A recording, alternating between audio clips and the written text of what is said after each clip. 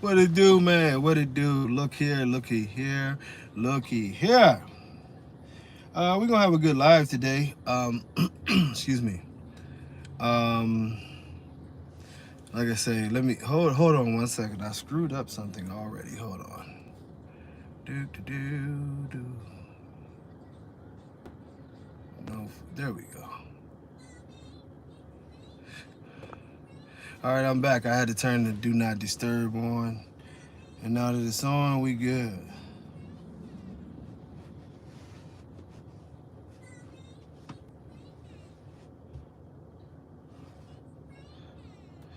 But what's going on? Stump Down Brown, my brother, what's going on, man? Mr. Lewis, what's up, man? Big Tank Hank, Justin, what's going on? Oh, here you go with this gold blue. You just come right in and you got the way right in. Holly, what's up? What's that? Oh, Rogue Wolf, what's going on? Boo, here you go. All right, just go ahead and get it out the way, Boo, because I know you on your nonsense. You know what I'm saying? Hey, Justin, I ain't talking to you no more. You're very disrespectful. What's going on? Brick House. Maurice, what's up? CC. I was about to text you, and I was about to send you one of those damn crazy little, the little dancing things. Man, them Ravens is doing all right, but y'all got to see them Browns Sunday going down. Man, I'm saying, oh, I.O., what's up? What's up, Kush Tribe? And let me see. Regal, what's going on? If I mess up your name, forgive me. I'm not the best. What is that? You know what? I'm missing names. B64. I'm gonna go that because y'all names run together. I try to pronounce it and make a fool of myself. Justin, you better call me today. We're gonna get together on something. Rihanna, look, here we go with this Rihanna. You know what? Every time I hear you, you got to come in here with this bullshit. Talking about Rihanna for the streets. He made me take my glasses off. Now you need to quit. I'm gonna take my glasses off because he talking reckless. What's going on, Tramel? Much love, he tapped. What is that, Harry's? Yeah, I'm telling you, I can't pronounce nothing. 1888, what's going on? T Reynolds, what's up?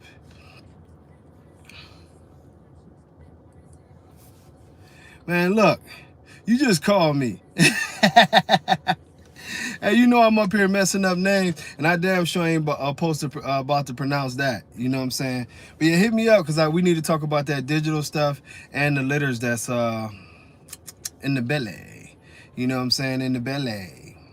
But yeah, I told y'all I'm sort of motivated again. Y'all gonna see some videos where I was somewhat angry, checking people and putting shit to rest and all that good stuff. But it's time to really get going on what we're supposed to be going on. And y'all give me like 2 seconds because I'm messing up. You know what I mean? I'm messing up because I'm supposed to share this. But this is gonna be a different type of live where we actually have a little bit of fun. Not just fun, but we're going to be talking about things that matter. You know what I mean? Tramel, you know what I mean? Well, I'm costing people money, as they say. What's going on, Marcus? They said I'm costing people money, and I mean, we know what it is. And I've sort of come to grips with it myself. I don't know why that thing is shaking. Let me see if I can lift it. Maybe not. But I've sort of come to grips with that whole thing of these people and their hate. You know what I mean? Like I told them, let me see, because this screen is driving me crazy. It's something that the steering wheel is doing that is making the car look as bad on y'all end. I'm just catching a glare, but it's driving me crazy. Let me see. I got a little towel here. You know, bro, I tell y'all, like, and it's really the same thing over and over again. And, I'm no different from anybody else, put it that way. It's amazing how a little bit of ingenuity works out a little bit. It's not shaking as bad with a towel getting a shock. But I'm no different than anybody else. Love you too, Pumpkin. I have work to do. But it's been 12 years now. Dune, turn it down a tiny bit.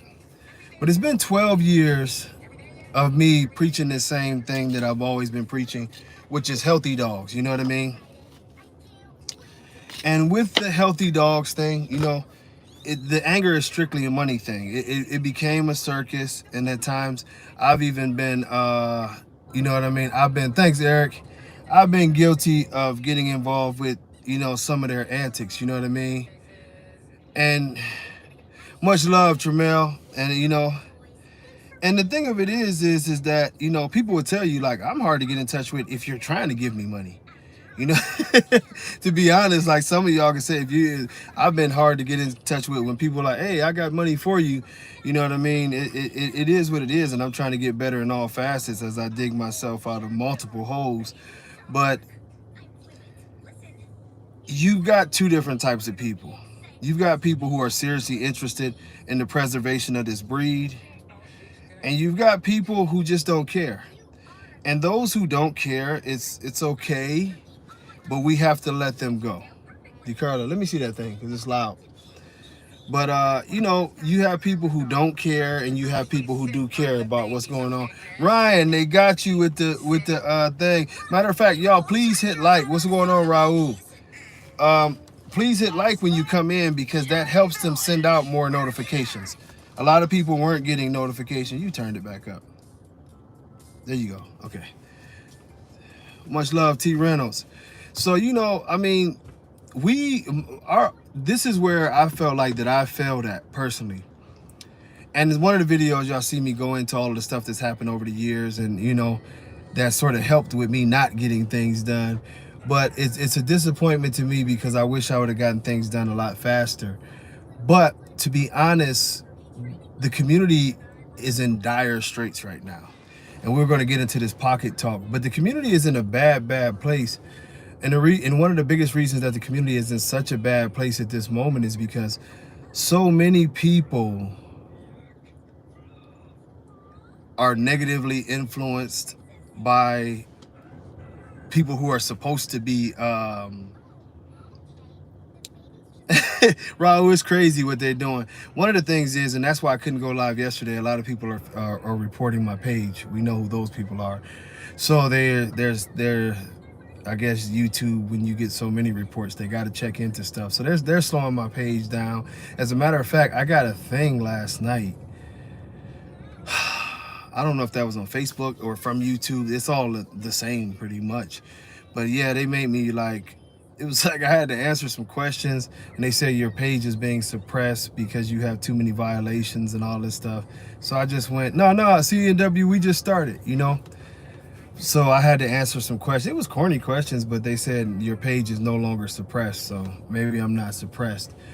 But you know, y'all will see a thing where this morning's like somebody decided to come on the page and say, I don't know if it was a fake page or whatever. I've always skeptical, but they went on the same things. You know, oh, you promised us to have a cryo bank. First of all, I didn't promise anybody a cryo bank this year. I said that would be something next year because hell, I still got to get everything done with this registry. So first and foremost, that's it, you know. So I'm starting to notice a pattern of people who really just come here to criticize but don't come here to learn anything. And I'm cool with that too, because the one thing about it is the easiest thing in your whole entire life to be is a critic. A critic has no expectations. A critic just sits back and waits for something to say about anybody else. And that's a hell of a job. It's a beautiful job because you don't have expectations. No one is expecting you to do anything in the world besides be a critic. So it's cool. And I'm perfectly fine with it. You know what I mean? Like I told y'all, the one clown, the only reason why I really want to see him is basically because he disrespected my kids. And I don't care, you know, y'all can say whatever, but I don't care. Just the mere mentioning of someone's kids in any context when you're coming at them sideways is disrespect. You know what I mean? I don't even want you to say hello to my kids if you're trying to disrespect me, because I'm gonna take that as you disrespected my kids. So that's why, you know, that's why I went there, and that'll be handled. What's going on, David?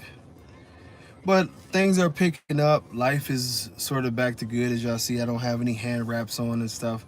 I'm still traumatized because I was making a video earlier and I kept looking for like blood coming out. Yeah, and my hand was draining for so long. Now it's healed. It's just ugly. Poor hand. But you know, everything for me, everything is feeling good, looking good. It's back to normal. And what's going on, Tone Horton, my brother? And really, our mission is this, and this is where I want to get to. Y'all see all the other stuff in the other video. Please hit like when you come in. If you're doing any donations, Cash App is TBKC Dog. I appreciate y'all. A dog, so with a excuse me, DOGS, TBKC Dogs. But it's a community thing, an education thing. And the one thing I want to drive home to anybody that watches this video is don't take what I'm saying lightly. I'm not bragging when I tell y'all, if y'all watch my videos for the last 5, 6, 7, 8 years, hey, much love, Tramel, because I'm probably gonna need it. I'm probably gonna need it. If you watch these videos, you've heard me say some things that I'm not proud of in terms of the direction of this breed. And it was brought to my attention that I had been consistently bringing up the fact that BSL would be coming back. That before the thing about drugs and drug raids and different things in that special that came, from Europe and different things, I was talking about how there were some things going on as far as the money laundering, the FBI, the DEA, IRS, and all these things. And when I tell y'all I got people in some pretty cool places that can sort of give me a heads up this, things aren't looking good. 405, what's going on? Can't wait to get there. I got people, I never give up my sources because they have their jobs and they have, their things, but I'm in a lot of corners and a lot of avenues where I hear different things. One of the reasons that I told y'all that I knew about the situation with the PETA, y'all probably figured it out. I work around people from time to time that deal with those type of people. They're animal advocates. They're all about, getting dogs and cats donated. And literally, like, these are the type of people. I remember one of the guys who's there with me, he just told the cat to shut the fuck up in a little, like, not even yelling at the cat. He was just like, hey, man, shut the fuck up, because the cat was like making all these noises. Man, those people was ready to not only get him up out of there, but like they shamed him. Like they might as well just pulled out whips and got to whipping him. Don't you talk to that cat like that, and da. So these are those type of people, you know what I mean? Like they don't mess around when it comes to animals. And I've heard the conversations between the veterinarians. I've heard the conversations between donors and people who talk about the different things. Barry, what's going on? Much love from the UK. And you'll hear some things that'll be interesting for y'all as what I feel like about that situation. And I'm going to keep going into that situation too, Barry. But these people were serious. This is why I knew this. Like, you talking about multimillionaires, you're talking about people who are literally donating vans and donating this and that and the other, and people who are donating their time and showing up to these places driving Bentleys just to walk a dog and help dog. These people are paid, you know what I mean? And when they talk about our community, it is not nice. Like, and I won't say where I heard this from because but one of the people who is a very influential person that I know who deals with, let's say, a national society that deals with animals, specifically said if they got rid of the American bully community, that animal shelters around the world would cut their expenses by 70%. As you notice, I looked into the camera, I didn't blink. This person said if they could get rid of us, they would cut their expenses by 70% because the number of American bully, pit bull, exotic, what's going on, Blackout? Exotic French bulldogs is what they're now starting to put into their English bulldogs. The stuff that comes from our community is overloading the shelters at such a high number. And you have to remember, these are not just donation shelters. A lot of these places, like if you talk about the Houston Humane Society and what they have to deal with, it's public record. If you look at it, they're spending roughly around $15 million a year out of Houston city budget to deal with animals. The scary part about that, now think about this, is if we can roughly estimate that 2/3 of the animals that they deal with come from our community and dogs that are like ours or related to ours, you say that 1/3 of that is $10 million. If you don't think that a politician is sitting there and they're looking at their budget and they're saying, you don't think $5 million would be great for a school system? You don't think an extra $5 million would go great towards the police's budget or the firefighters' budget? So when the pie is getting cut up and they're starting to find ways that how can we save some money, you know what I mean? This is why you're starting to see some of the laws. I have very good contacts with veterinarians and different people who are very connected, you know what I'm saying, in the network countrywide with veterinarians and what's going on with veterinarians. So when I told you guys almost 3 years ago that veterinarians were very soon to be starting to discontinue their services to us, then y'all got all wide-eyed and like, oh damn, that's crazy, the vets won't. Yeah, vets are turning down. Vets are getting to the point now where they are so disconnected with the American bully, they will not even hold semen. Now what they are not doing is they're not turning away your services. You can come in and get that dog spayed, you can come in and get that dog vaccinations, but they will not help you breed that dog at all. But I told y'all we were headed towards this. And everybody said, well, damn, he's just being dramatic because he wants us to hate the ABKC. Unfortunately, I told you that dog bans were going to come. And this was, y'all remember, this was before the videos. This was before this thing hit the fan that I was telling you guys that this was going to happen. I know people in DC. I told you guys this. I know people. I dealt with a lot of people over these 25 years. I've made a lot of friends. As I still deal with guys in the NFL sending me stuff daily, cool ass dudes that they have their own connections and they walk in millionaire circles. And you know, a lot of voices, a lot of talking, a lot of chatter. The American bully breed is under attack and a lot of people are taking it as a game. Thanks, Max. What's going on, my brother? We need to get back on the phone, you know, to rearrange some plans. I got a couple cool things coming up where we really need to sit down and figure out the best time to really move forward. Like I'm talking about sign it up, lock it up, let's make it happen. And you know, it'll probably be definitely in advance. We don't want to push it too close, but we need to get something locked in, start promoting it. It's very confident that we're going to get some things done. Some of the events that's already planned, and I don't care who's on here to hate, but some of the things is there'll be a very large show in Canton, Ohio. The date is to be announced, but it'll be between the dates of the middle of July, the middle of August. That's going to be a very big event with some very special judges to be announced. I know who the judges is, but we'll announce them, and I think it'll create a stir. That's going to be a huge show. Another show that will be hosted by myself and Byron Hayes is going to be down here in Houston. Now, there'll be multiple shows in Houston, one of which you'll have to have an invite to. The Invitational will be a very special show. We'll go into that, you know what I mean? You know what? The notifications, everybody's asking about the notifications. Please hit like. It'll help you get notified when this stuff comes on. Like we have 50 something people in here and only 17 likes of the post right now. We need to get that to 50 something likes, because that way they know that y'all are not computers. You know what I mean?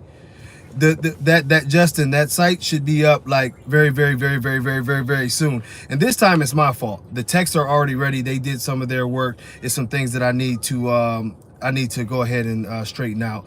So, but it'll be up. I'm guessing, you know, by Christmas. But I'm thinking before that. But I'm trying to be safe. Everything on my end now is done, but I held them up. You know what I mean? So I won't even lie to you guys. It was my hold up. Shit just wasn't going like I planned on it. So, you know, you got to pay to play. So finally, they got paid to play. So, but yeah, this is why I'm locking in different places and stuff like that, like up in Stark County, and oh yeah, I mean, you know what I mean. I don't mind struggle, because, you know, hey, everything is a struggle, you know. But the struggles build character, it builds strength, you know, and coming through adversity and make you a whole lot stronger throughout this process. And it definitely has. The ideas have been flowing, the connections have been flowing, the way that people have reached out to me, contrary to what y'all hear, where somebody wants to come on my page and say Marco Suarez doesn't deal with me. Y'all have seen Marco on here. I'll be going to Marco's house. Me and Marco will be sitting down and having a talk and trying to educate y'all. You know what I mean? Yeah. Don't be talking about that little road thing. Everybody don't know about that. But Justin Gomez, right now I still have that special on Tommy for 1,000. His normal fee is 3,000. He has one spot. Odell has two. If you want to lock it in, you can lock it in with a couple $100 and pay the rest of it later. But he does have one spot available. Look, when it comes to those, and I'm not into advertising, but damn, man, Chubb, to get Chubb at $1,000, which he has one left, and thanks to the other couple people who did get him, but to get Chubb at $1,000 is stupid. Where else are you gonna get Armani, an Armani son? This shit is frozen, 23 years old. If y'all don't know, Armani and Cairo are half brothers, and you're getting Eddie from Blue Line. Call Eddie and ask him what it costs to get one of his dogs. That's all I'm gonna tell y'all. His mother is from Eddie from Blue Line. His daddy is Armani. You know what I'm saying? The same Armani who was on the cover of Bow Wow's original album, the producer of a lot of the great Edge dogs. It is what it is, but I put them up there. Like I told you a while ago, I was helping a friend, you know what I mean, with the whole cancer thing and all of that good stuff. And so, you know what I mean, those are charity studs. They have those. I actually put 2 more back in play for Odell, where his has sold out, but it's great deals, you know what I mean? Well, see, one of the things, David, why I've been holding out on some of the people who want to come on is we want to do it on the podcast. Once again, my fault. Y'all see how my life gets hectic, getting hit by drunk drivers, fighting with people, this, that, and the other, then fighting with myself. But when I tell y'all I'm super motivated, I promise you one thing. And see, there go my guy. Look, he know they coming. You know what I'm saying? He gonna be helping me with some of this stuff. So yeah, we got some hot shit. Like I told y'all, Eddie from Blue Line. Eddie from Blue Line is gonna get on here with me. He gonna educate y'all on the double XL. To me, Eddie from Blue Line is the godfather of the double XL and been at this shit for 20 years when that double XL shit wasn't even popular. Eddie was doing it. And I really, to me, you know, and I'm gonna get on Eddie's ass about it, but Eddie should be the one to write the standard for the double XL bully and really lock it in and start giving it some merit instead of it being a problem around the world. Because if you had a real standard for the double, you know what I mean, it is what it is, you know what I mean?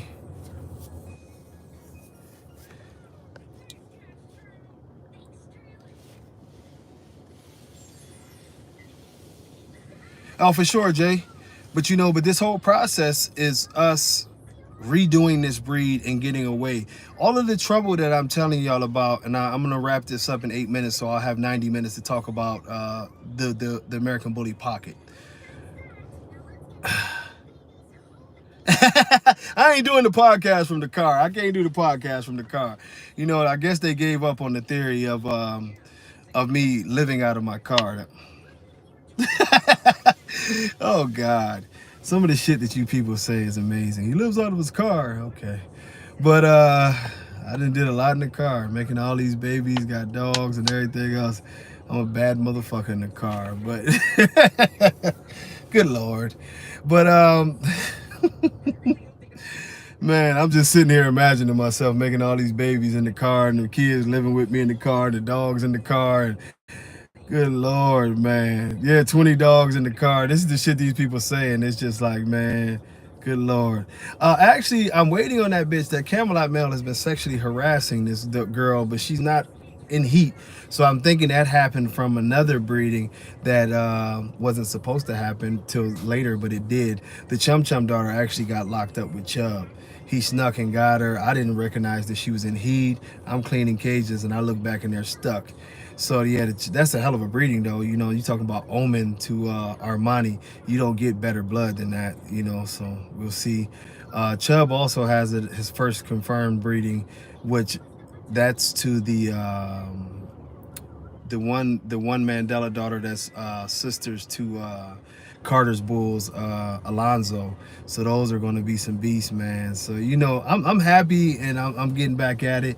Like I told y'all, those studs are there if y'all want to lock them in. You know, I think it's a great idea. I've done them over the years and had success with. No, nature takes over, bro. Yeah, I didn't even know his young ass could go ahead and throw down, and he threw down. Also, the Denzel lookalike breeding between Odell and that and that girl that looks just like Odell or Halle or Denzel. That breeding is actually complete now. You know what I mean? So. But you know, finishing this part up so we can really talk pockets and not me advertising. Our breed is in a serious attack mode, and I'm not saying this to cause hysteria. Y'all see that what I'm telling y'all is realistic, and it's unfortunate. It's definitely not something that I'm happy about. Unfortunately, the UK took the first big blow. But the UK won't take the last blow, and I don't think the UK is going to take the worst of the blow. Recently, just a couple nights ago, another kid was killed by what's described as an American bully. That's in the States. The United States is slower to get to it, but I do believe, and this is theory because of other things I've heard from pretty good sources, is that the United States is dragging their feet on this American bully banning thing. And you're seeing it slowly where cities are starting to ban the dogs. Veterinarians are getting rid of the dogs. And I told y'all, it's a lot of levels. But it's a big investigation going on inside the United States. I've told y'all this, and people keep on thinking it's a joke. You cannot sit up here and throw money around, flash money, have a whole community that's just talking about big money this, and doing things that are pretty obvious, and someone not fact checking you. The IRS fact checks everything. You know, you've got very wealthy people angry about the way our dogs look, angry about the way our dogs behave, angry about a lot of the conditions that they're finding our dogs in when they're repossessing them from certain people. It's all coming together that I think 2024 is going to be a hell of a year. And I'm not saying that in the good way. And the one thing that we have to do is put our best foot forward and start getting some organization together, start defining our breed and getting an understanding of promoting our breed in a proper way. You know what I mean? Our dog shows need to be clean. Our dog shows need to be, when I say clean, I'm just talking about the presentation of the dogs and presenting these dogs in a way that will go out to the rest of the world to show that it's a stable dog. It has a look, it's a real breed. Right now, it's highly debated, you know, that this is a real breed. If any of you are in AKC or UKC circles, they will tell you it's very highly debated that this is a real breed. Even though the UKC adopted it, they still, the people who are around the UKC that are not a American bully person, they still argue about whether or not it's a real breed. When my good buddy John Easterly, when I can get him on here, he'll tell you firsthand that this breed is not recognized as a breed by anyone, and it's for good reasons. The good reasons are, you know, it's too many variations of the same dog. You know, like even now there's a confusion in the ABKC because the #1 dog in the breed looks more like maybe classic-ish, what they're calling classic-ish. But then, you know what I mean? What's going on, TS Valley? Much love. But what we're seeing is that you have the hierarchy of the ABKC saying that the dog should look like Blue. You can't have two different. Yeah, John Easterly's a hell of a judge, man. Good dude too. You know, well, we could go into why the UKC did it. The UKC really did it to protect the American Pit Bull Terrier. It was really like taking out the trash, putting it into one barrel and sorting through that trash instead of it messing up another breed, you know. And David, that's part of our plan. If you Rico hasn't jumped on here, but Rico is my dude. He's produced weight pool champions, and you know, he's heavily into that scene, and he's going to help us get there. And we have to do these things. We have to set up a network, and that's going to be pretty tough. But we have to set up a network of nationally of trainers who can come in and trainers who can come in and do proper temperament testing. We're going to have to start doing temperament testing at some of our events and handing out proper certificates signed by authorized trainers, you know what I mean, and certified trainers, that we start getting some real documentation on our dogs and let the world know that we're doing it the proper way. We have to put our best foot forward. It's just that simple. What's going on, Robert Vaughn? Much love, my brother. Hope everything is working out over there. I appreciate you, man. I'm getting back at it. You know, I'm getting back at it. But these are all things that are going to help us out if we continue to push the breed in a proper way. I want to say this, and I'm going to cut into some of the time that I was going to have, but in regards to the American bully in the UK, this is one of the problems. I don't have a standard book, but we have the standards. I'm actually making a well, let me not lie. We have plans to make all of the standards into a small booklet. And when I say a booklet, we want to make it one of those binders with the spiral ring that you can flip through and for people at shows can actually purchase them at whatever cost we get them for. We're not trying to make a profit off of them, but so that people can get a good example of what the dogs look like, and it'll have pictures with it, diagrams, what to expect temperament wise, what to expect, you know, the whole rundown of what a standard is supposed to be, and something very educational that people can study and really get in on these breeds. One of the things with the UK bully, this is going to be a problem that they have to sort out in the UK. The UK bully is not dead. The UK XL bully, it's not dead. But it's the same blueprint that was used in the States to get certain things overturned.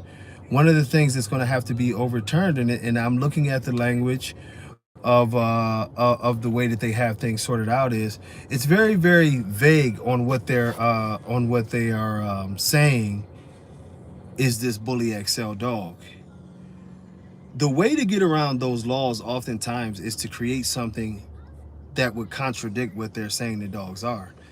What the American Bully XL is supposed to be contradicts what the UK says that they want to ban. The problem is that it's run amok, and because there is no good basis or standard or organization that is representing the true American Bully XL in the UK in a fashion that they can show their government, no, these are our dogs and those are those dogs. It's a difference. They resemble, but they're doing things the wrong way. I can show you my DNA testing. I can show you my temperament testing. Here's the standards. It's certified by this registry. See, they lack the ability to do that. Therefore, it allows them to be lumped in with the rest of the dogs. And I do believe that there are some dogs that should be banned. Some of the dogs that definitely are doing crazy mixes and causing their temperament to be a little bit crazier. You have to ban those dogs. You have to go along with with the banning of those dogs. Certain bloods, and we're going to do like a full 2 hours on the Kimbo blood here, probably maybe Sunday. But it's something that has to yeah, well, see, and that's a problem. The dogs on the ground have always contradicted what the standard is, and it's happening throughout all of them. And this is one of the reasons why governments and other people can swoop in and do it properly. Well, one of the things is Brickhouse, you do have things like Good Citizens Awards. And the Good Citizens Awards, actually, it's funny, PetSmart has a program like that, but there are certified dog trainers throughout the country that can give your dog a clearance as it goes through certain testing. It's similar to the testing that but a little more extensive, that a proper place that would adopt out animals, let's just say that, would go through to make sure that this dog is stable enough to go out. You know what I mean? And it's a series of little tests. You know what I mean? You'll see them with the fake hand as they put the fake hand down to the bowl to see if the dog is food aggressive. Then you'll see, different tests to see how this dog is as far as human aggression, and if it reacts a certain way towards a human. And unfortunately, for some dogs, they won't pass the test, and you can't certify those dogs. But if you want to save the breed, you have to sacrifice some of the dogs that can't come into that thing. Now, if you look at the videos of a lot of the people in the UK, they're showing you very sweet dogs. They're showing you a lot of dogs that are with their family. They got some of these big ass dogs dressed up and looking good. They're out each other. You see a lot of these big dogs in the same area with each other. They're not causing a lot of issues or anything like that. Those are the specimens that you want to present as, this is what the breed really is. Don't hold us accountable for the people who are not doing the right thing. Don't hold us accountable for the people who are doing whatever they want for money, adding in certain things, not doing proper temperament testings, and say that the whole breed is garbage. Because what you're doing is you're penalizing 99.99% of the breed for something that somebody is doing the wrong way.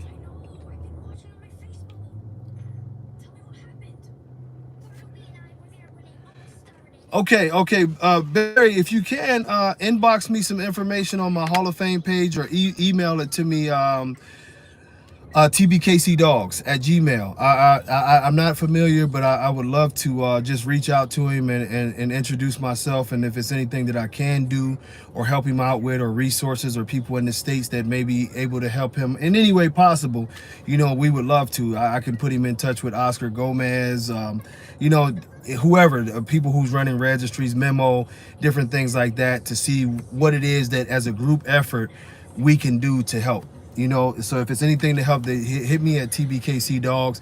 But I will definitely get, at the very least, if you get me his contact information or whatever, I will definitely reach out and make it possible that maybe the other registries that are already functioning here and people who are noteworthy and definitely would be willing to help you. And I know for a fact, if the situation presented itself, these guys would fly over, whatever the case may be, to make the case and to save the breed and get the breed in a better position. They would definitely do it. I know at the drop of a dime, Oscar, Marco, and Memo would be on a plane to come see about it. You know, and I feel free in speaking for those guys because I know their passion for the breed. And this is a situation where we need those type of people. You got your own candy. See what I mean, y'all? See what I mean? No, absolutely, Barry. I want to, you know, and I'll send you my number where I'm on the WhatsApp now, so it'll be easier for you guys to call me. But I want to be active, and I want to be able to be as much of a resource as possible, and us putting our brains together to come up with the best possible solutions and get factual information from reliable people. You know, I know Eddie from Blue Line. What's going on, East Shore Bullies in the house? Much love, my brother. Eddie from Blue Line Kennels is a super advocate. He's really truly a pioneer of the XL bully. He was doing XL, now double XL type dogs. He's for over 20 years. He's got some things where he can show you stuff all the way back to what's going on, Robert Lewis. We just talking, man. You missed some, but not a ton. But you know, it's people here. John Easterly, who isn't around as much, but John Easterly is, you know, an orchestrator of the breed in general. John Easterly had a bigger part in writing the overall standards of the breed and knows all of the intel about the dogs and what's what. He actually has more knowledge of the XL bullies than I do, because I paid more attention to the standards in the pockets. I know the dogs, but he knows the intel. You know, so yeah, please, Barry, tbkcdogs@gmail, and anything that I can do to help get in touch with people or resources, I would love to do that. Because right now, the only way that we can beat these laws, the only way that we can beat anything that's going on, you know what I mean? East Shore, living the dream. You better look up that information, man. But the only way we can beat these people who are trying to take away our dogs is to put together a good case. It's like a court case now. And the court cases, you finished? Oh, you need me to open it? Okay. The key to all of this is going to be for us to be able to show them that we have a product that is applicable to a domesticated dog and every other breed, to provide statistics, to provide a product. You know what I mean? I don't know much about him, Nori. You're gonna have to send me some information on the midget hawk. I don't know much about that dog. I ain't even heard of unless you talking shit to me.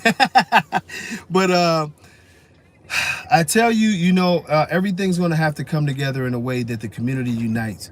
I'm not here to bash the ABKC. Y'all know how I feel about the ABKC, but I'm telling you, what they are doing is hurting the process.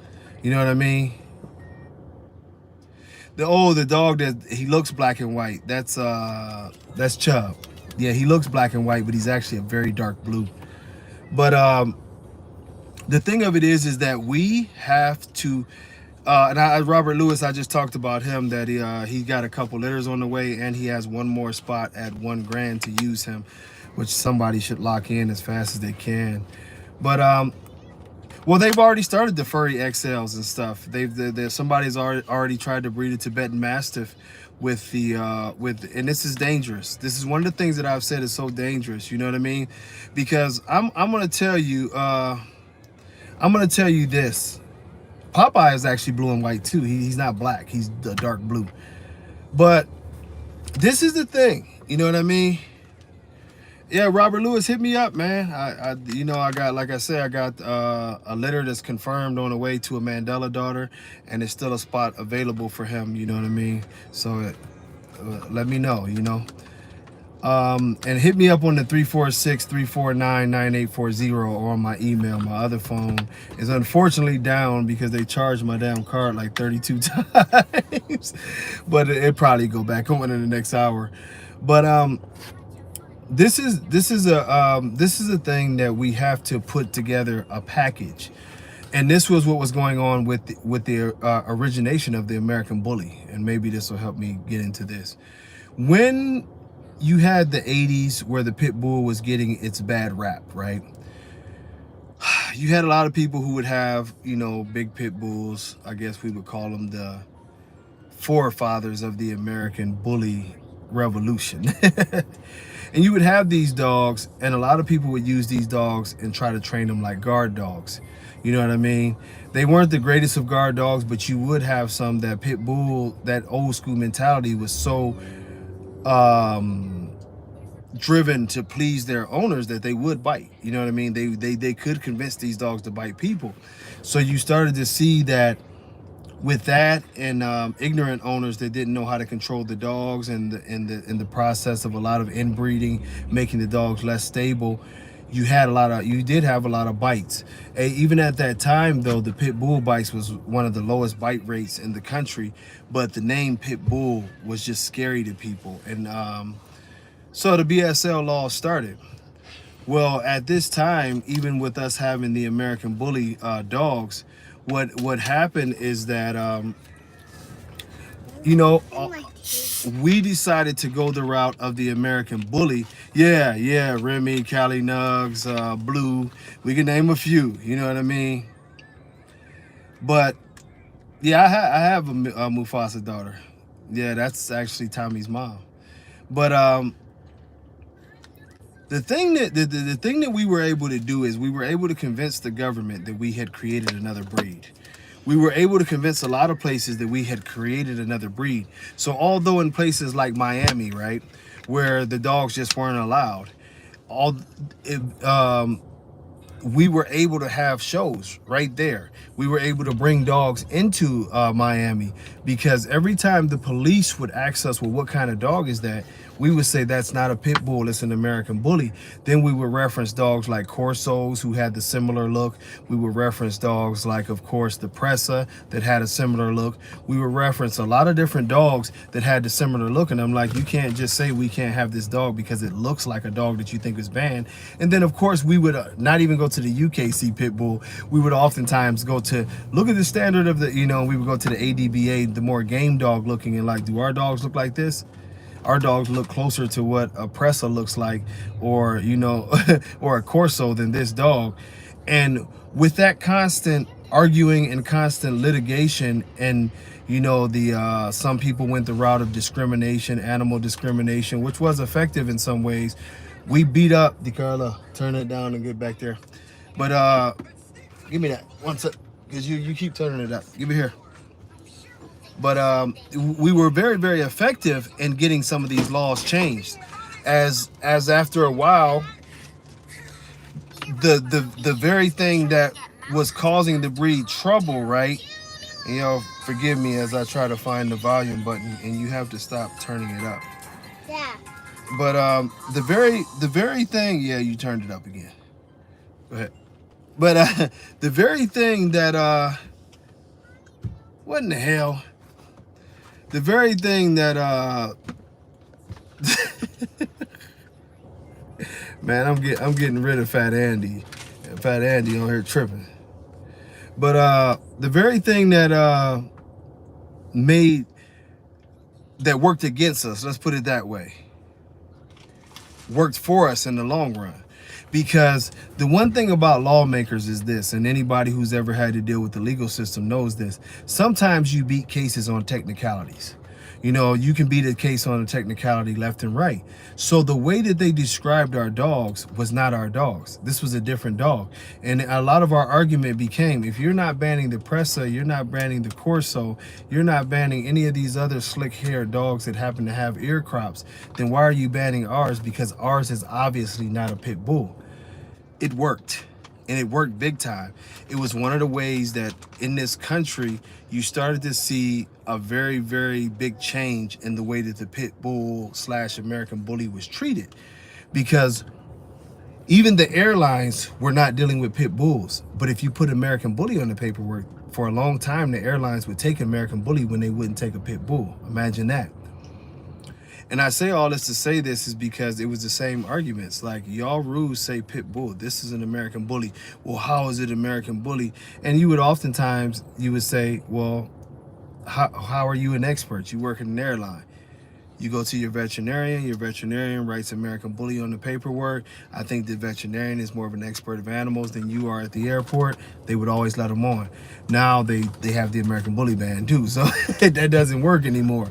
But this is something that we're going to have to do and distinguish our breeds. One of the reasons why the ABKC has become such a problem, and I'm telling y'all this, and y'all can call me liars, you can have these people come in and troll and do all these other things, but one of the biggest problems right now is that the ABKC has a very, very bad reputation. Not with me, but internationally. I can tell you this from experience. I know this for very, very good experience, not just in the UKC, not just in the AKC, but around the world. People question big time what's going on with the ABKC. I was judging shows back in South and Central America. You talking about 2016, 2017. And a lot of the questions would always be, what are they doing with the dogs? Why do they do this? Why don't they kick this out of the ring? Why aren't they doing this? Why are they refusing to enforce the DNA testing? Why are they not locking in a look? Why did I see a video of a dog trying to bite a judge and later on get a ribbon? You know, why is it that when we listen to videos of Dave Wilson, his stuff keeps changing and it seems like he's not being authentic about the breed? You can only pull the wool over people's eyes for so long, and some people just study what you say. If you've ever listened to some people and they're known liars, if you listen to them long enough, they'll catch themselves in a lie. It's not something that you have to do. And so what's happening with the ABKC worldwide is that the way I talk about them, they're known as a big joke. You know what I mean? They're known as a big joke worldwide, not just in the American bully community, but you cannot have some of the things that they have allowed winning in shows. You cannot be associated with the people that they deal with, you know, and people take you seriously. How do I word this properly? Let me just tell you, a certain entity has a lot of video of Bashar. They typically use him as an example. And the thing of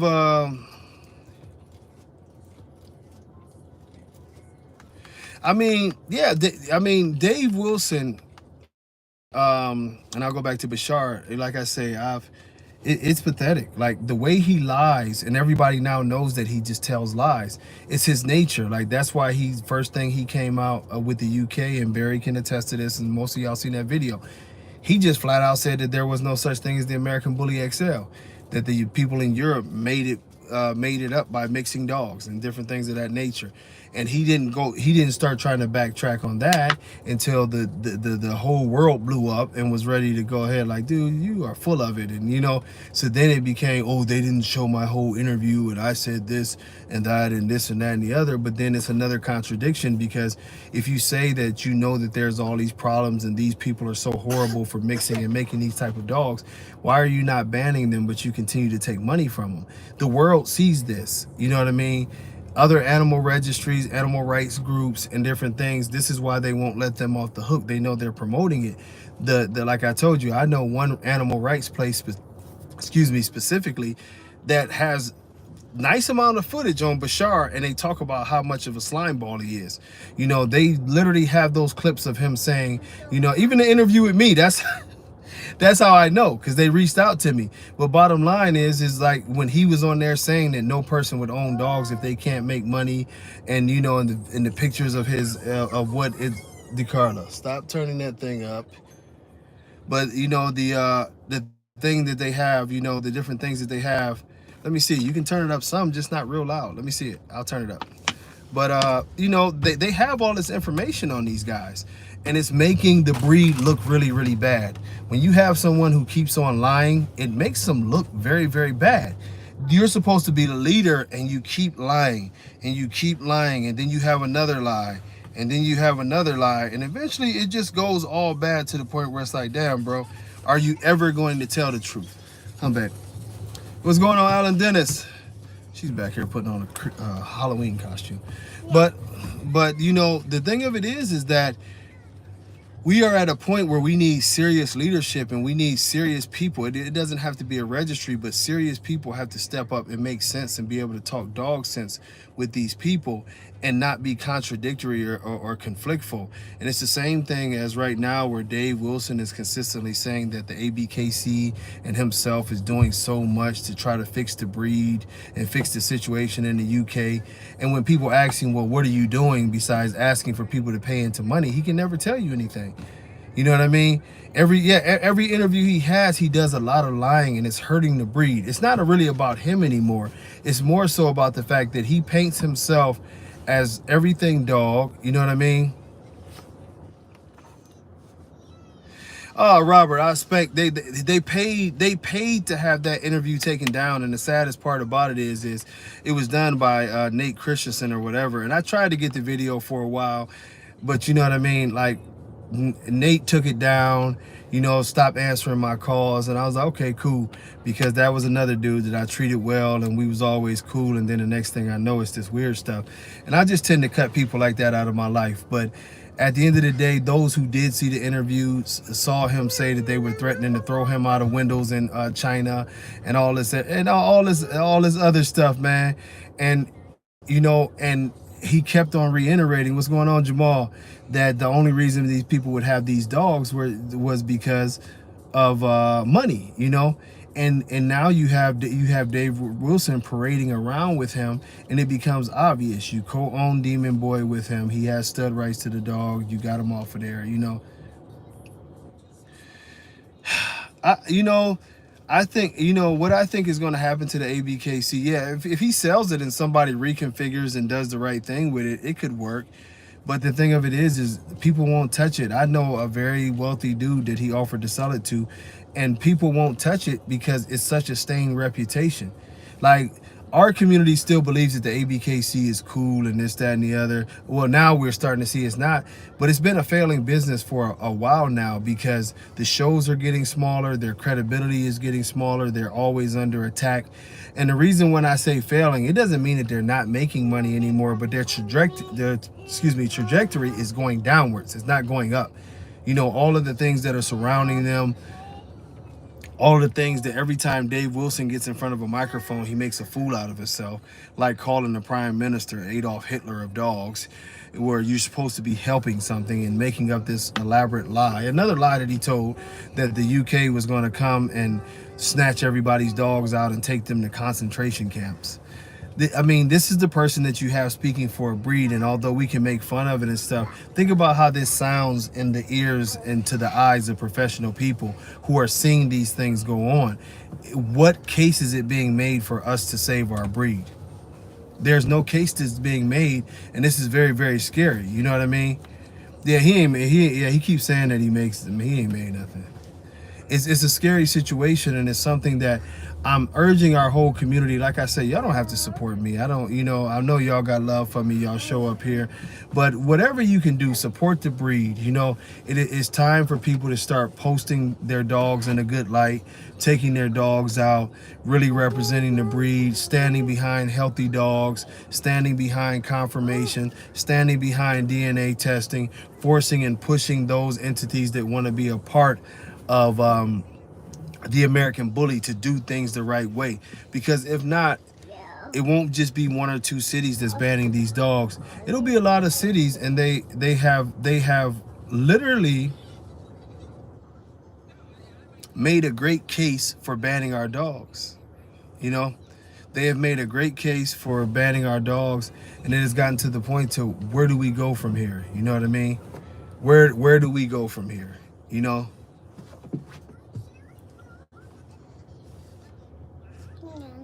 Well, TS Valley, they didn't necessarily allow the dogs to go overseas. They never had absolutely, Eshore, me and you talk about that all the time. The ABKC never really had control of the dogs going overseas. They had control of the dogs that were being registered. The registry always has the ability to decide what's allowed in and what's allowed out. You know what I mean? But you said do they have what in them? SBT. What is the abbreviation for that? Y'all forgive me. Yeah, I'm slow. What you talking about? Staffordshire Bull Terrier?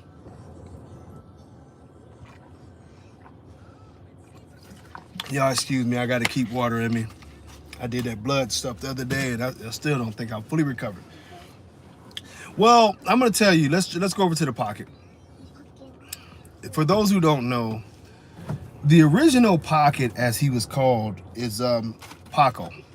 Not Paco. Excuse me. I'm sorry, Little Row. Little Row was a dwarf. Y'all forgive me. I'm just trying to get a little bit of sugar. Staffy, yeah, Staffy. But Little Row started a craze, right?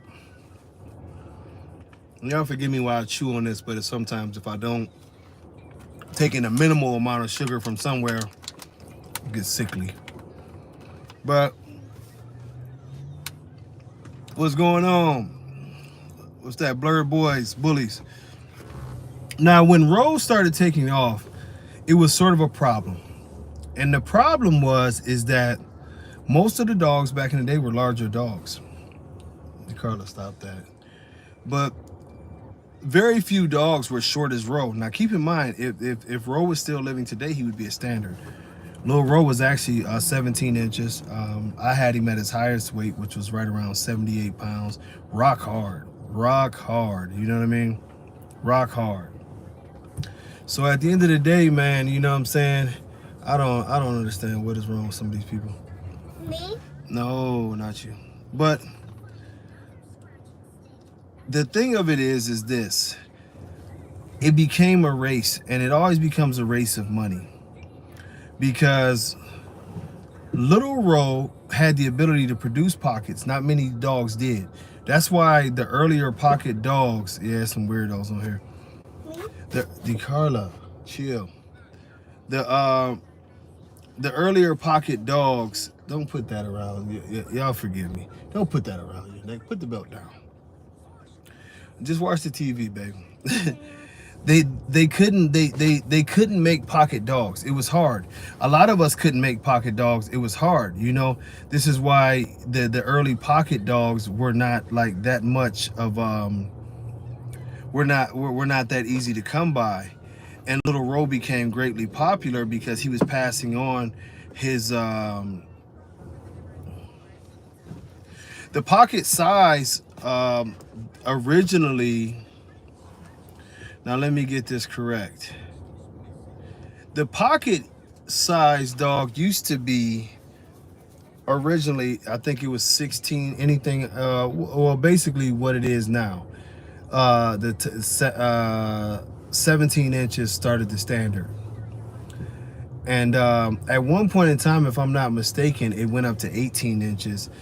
18 to 21 was the standard. Anything under 18 inches was a pocket. That's why Row originally was considered a pocket, but Row never showed, of course. And Paco actually was a 16-inch dog. Now the problem started to be is you keep. I don't want to keep on stuttering, but the pockets back then had more size. No one had the blood to bring it down, so it sort of caused a monopoly between Little Row and Paco. One of the reasons why, and I told y'all this, and not to go into the scandal, But the thing of it is that happened with the Little Row situation is, man, at one point in time, bro, they had sold 50 studs at $5,000 to Little Row. That's when I was bringing him back home. Well, actually, I met him down there in Houston at a show, and when they got off the plane, you know, Cruz was like, "Yeah, man, we got 250,000 on studs on this boy." You know what I mean? And he looked good. I would guess that Paco was in the 80s. Like Paco was a very, very thick and solid dog. Paco was, if you ever touched Paco, maybe in some of the pictures I just recently seen that people said he was fat, Paco was hard as a brick. You know what I mean? He was very, very, very hard. I would guess you would have to talk to Marco for his exact weight. What's going on, Daniel? But the truth of the matter is, Pocket, he was had to be in the 80s, bro. He was solid. I mean, solid as a rock. If you touched that dude, it felt like just like how Little Row felt. He was just thicker than Little Row. You know what I mean? And I'm guessing if I had Little Row up to 78 pounds, Paco was definitely heavier than Little Row. But when this popularity contest started going off and Paco started to dominate, I had a female, of course. Yeah, Thomas, he could have been heavier than that. I mean, he could have been up to 90 because he was at sometimes Roe was so big he looked like he could afford to lose a couple pounds. But the crazy part is if you touch him, it wasn't fat. That was really just solid, muscle.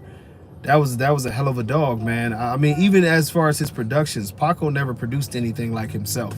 He produced a bunch of great dogs, but that dog was like, man, he was amazing. You know, pictures really don't do Paco justice. One of the things with Paco that doesn't do him justice is the size of his head. Some dogs don't show up well on pictures, you know what I mean? And he was one of the dogs that really doesn't show up well on pictures. His head was amazing. You know, he was just a beautiful dog. And what had him going in the at that time is that everybody wanted Paco dogs. Everybody wanted Paco dogs. Everybody. And so with that being said, you know what I mean? Yeah, man. Well, at that time, like I'm gonna tell you, the reason why Little Row got passed around so much is because the truth of the matter is that Dave wasn't breeding. What he tells y'all, you know what I mean, is the truth. He wasn't a breeder. He had quit breeding. Deanna didn't like breeding. Deanna was a dog rescue person. She didn't like breeding. So that's why you would see that Little Row would stay with me forever. Then he would stay with somebody else forever. Everybody had Little Row. Like we had Little Row more than Dave had Little Row. And another thing that happened too is that bottom line is Dave didn't like Little Row because y'all have to remember at the time when Little Row came along, there was no such thing as a pocket. They looked at him as like a little, like, okay, I think Dave used to call him a mascot. Like he's cute. It took Mike from Devil's Den to really blow Little Row up. Like if you look like at the old pictures, those old pictures that you see of Row, Dave didn't have those pictures taken. Mike took those pictures. Yeah, Mike took the original pictures, and then when he blew up, it was, of course, Cruz had some pictures taken. And to be honest with you, you know what I mean, Cruz, Little Row died with Cruz. Yeah, Dave never even, like, even when Little Row, when the whole Razor's Edge thing blew up, Little Row went with Cruz, you know what I mean? So Dave never really had Little Row as much as people would think. You know, it was his dog, but, he was pimped out pretty much. Well, one thing about it is, and this is the thing, if you seen, it's hard to say that you've seen all of the all of the Paco blood.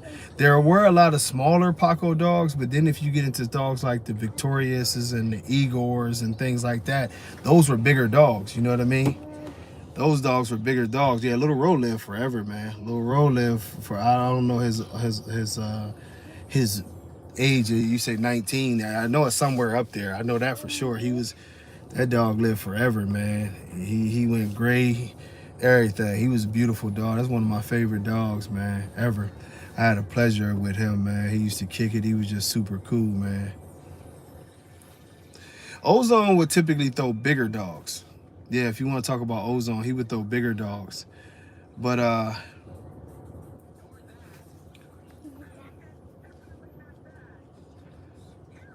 Nah. Paco, little, neither one of them was sterile because of STDs. Um, Trust me, Marco wasn't having that. Paco had issues because they tried to kill him. I've told that story about how the Dave Wilson and some of his associates were very jealous of Paco, and they tried to get Paco in the EE. Marco wouldn't do it. Paco was taking money out of their pockets, and somehow, like other people, including myself, who had problems with them guys, the dogs end up poisoned. You know, unfortunately, they tried to poison Paco 2 times, and one time they got him, and Marco did an incredible job. You know what I mean? To save him. Oh man, you know I know that pedigree, sure.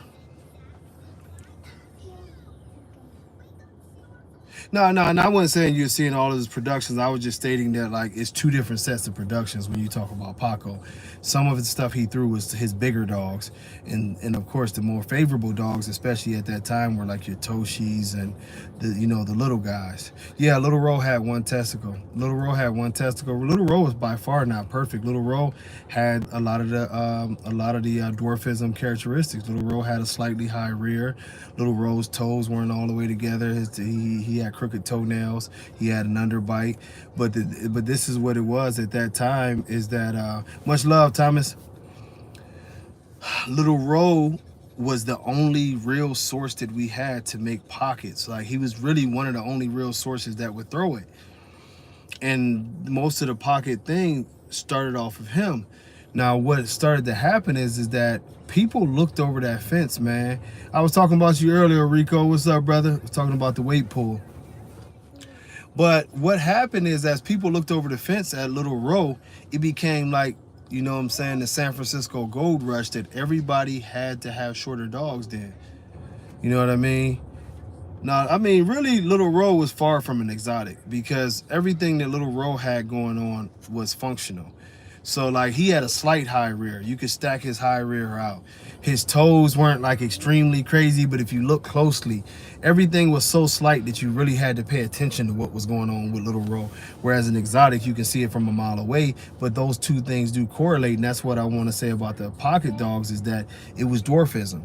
So with dwarfism, you get characteristics. You will get the high rear. You will get the one testicle. You'll get the bold legs. You'll get the underbite. One of the characteristics that we love is that you get a big crown of a head, and you know what I mean, in the more smashed in face, which is another characteristic of dwarfism. Period. Now, the problem is as people went to try to recreate Little Row, they couldn't. What happened is that was more introduction of the Bulldogs.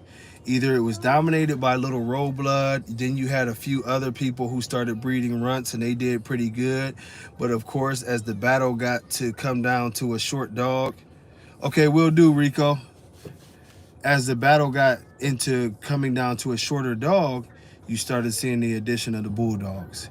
You started seeing the addition of a lot of funny stuff, you know, and this is where you started to see things like, you know, Dax, Miyagi, very, very questionable dogs that came out of nowhere from giant dogs. And this would start another series of problems. What I want to say now is this. Yeah, I mean, as much as I will say the not blaming it on Paco, but people wanting what Paco had really drove people insane. Like I told you, our dog De Niro. The reason why De Niro was poisoned, the reason why De Niro is dead today, is because people lost their minds. They didn't want De Niro. I'm telling you, if anybody was at that show in Atlanta, they will tell you what happened that day that the crowd start chanting De Niro's name. I'm telling you, bro, you saw some faces in there that you, you know, Shorter knew it was going to be a problem. You know what I mean? Because no matter who is there, all of the attention, DeCarlo, chill. All of the attention was going towards certain dogs in the building, and they weren't dogs that were owned by the usual suspects, Cruz, Dave Wilson. They weren't getting that kind of attention. You know what I mean? It was so many failed attempts. They had Little Rizzy, but Little Rizzy wasn't Little Row, and he definitely wasn't Paco. So people didn't have the greatest of interest in Little Rizzy, even though he was a nice dog. This thing became what you see now with the greed that's going on. This was the beginning of the greed. The reason, like, you would never see a Gotti line dog anywhere close to the size of Dax. Most people think that Dax has some kind of, like, he was a big dog. No, Dax was actually a small dog. Like, if you ever see pictures of Dax with Ed Shepherd is not a giant. It's just that Dax was a very small pocket dog. They just took those pictures laying on the ground and it made him look huge. Dax was probably in the area of 70, 75 pounds. He was not a giant dog. You know, so how do you go from a crew of dogs that are always, I would say, 100 pounds, 105, 110 pounds, all the way up to, you know, all the way down to 70 pounds? You have to make something in there. And if you ever notice, it was always a controversy to try to get these dogs DNA tested. And to this day, we never had any significant DNA testing to prove where Dax came from. It was just always theorized and talked about. And it was definitely ways to prove where he was from, but they didn't have any real want to prove where he's from. Miyagi is another dog that was people challenged a million times to want to get him the DNA test. What's going on, Jerry James? They never would DNA testing. You know what I mean? Boxing fan, what's going on? You know, you know, oh man, I don't give a shit what they do, you know. Well, now, Nori, I'm glad you said that, because how could we forget Mike Land? Mike Land was mixing bulldogs before everybody. You know what I mean? Yeah, that thing with Dax, they said they said he had a litter mate that got sold down to nobody ever seen him, but it got sold to Mexico. Everything go to Mexico.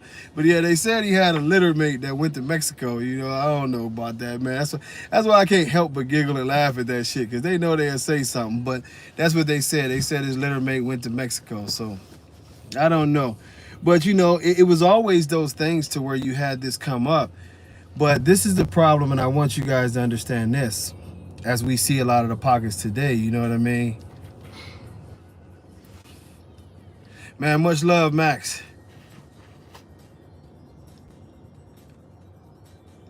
Well, the thing of it is, hey, John White, you know how that situation goes out.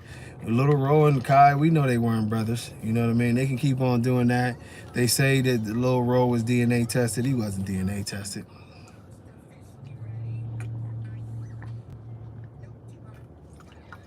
And the DNA testing has become a problem. But I do want to interject on this, because we can talk these topics all day, and I promise y'all we will, as I be going live more and more and more. And some days we're going to have like a live bonanza. But I'll say this. When you start mixing in, okay, John White, don't do it. But when you, man, don't be over here telling secrets, bro.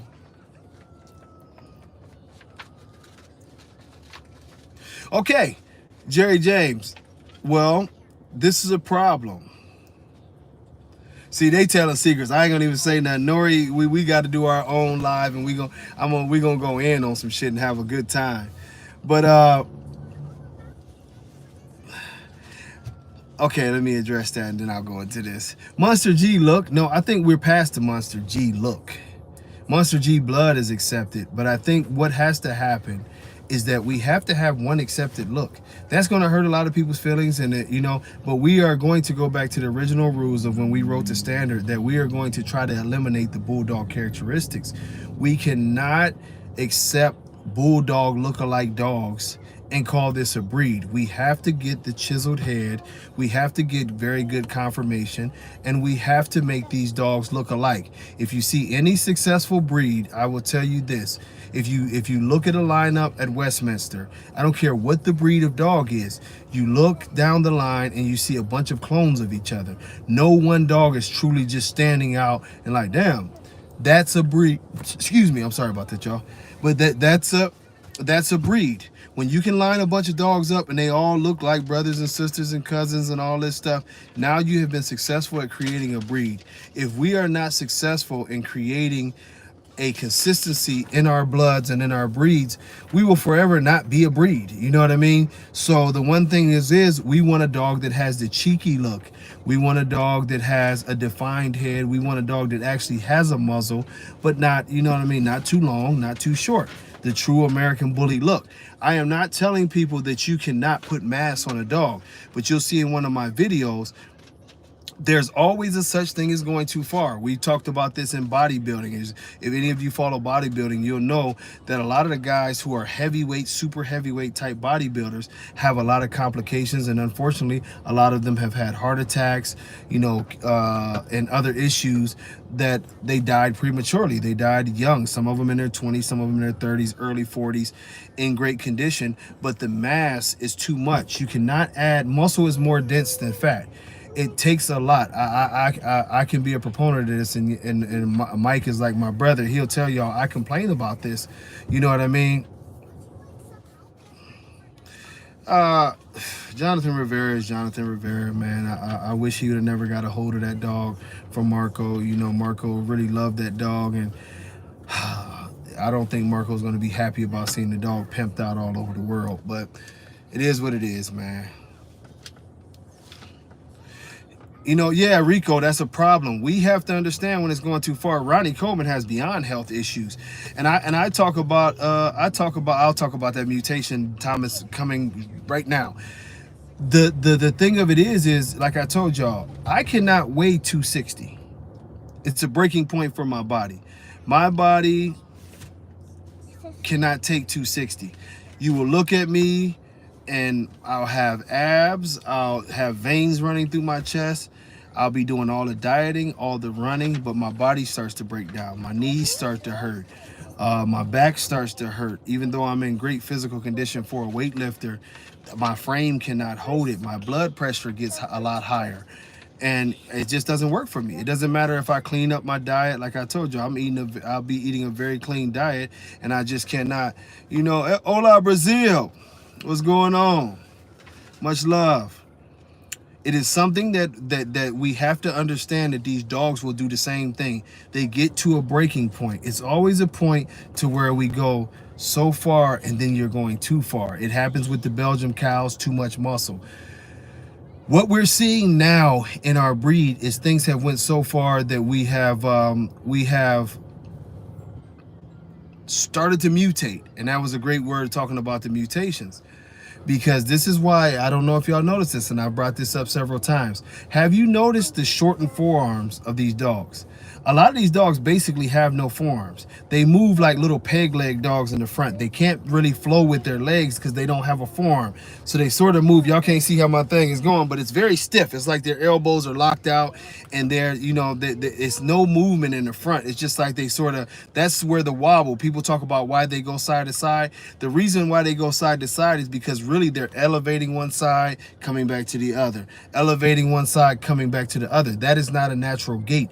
That is a problem. It is a shorter form. It is a stiffening of the joints, and sometimes, you know, even a stiffening of the feet. This is a major problem, and that is a mutation. That is a mutation that is starting to happen because the skeletal frame will start to change itself to try to support the extra mass. It's one of the reasons why I just talked to an individual that called me about a puppy last night, and he talked about the tearing of the ACLs. One of the reasons that these dogs are tearing a lot of ACLs and CCLs, you know, is that it's too much mass. It's the dog is not built for that.